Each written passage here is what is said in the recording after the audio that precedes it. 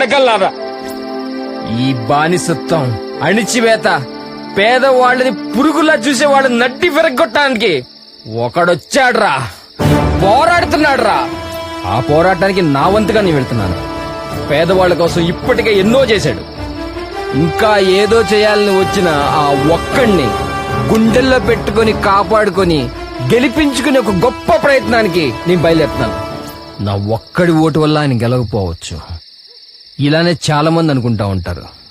కానీ నాలాంటి మార్పు కోరుకునే వాళ్ళందరం కలిసి ఒక్కటే ఓటు గుద్దితే దీని అమ్మ మన బతుకులు ఎందుకు మారవో చూద్దాం. మన జీవితాలు మార్చుకుని ధైర్యంగా నిలబడే దమ్ము ఉండదు. పోనీ మారుస్తాను తెగించి ముందరకు వచ్చినాడు వెనకాల నడిచే ఓపిక ఉండదు. నా ఇంట్లో 2 శవాలు వేస్తే గానీ నాకు బుద్ధి రాలేదురా. మీలో మార్పు రావాలంటే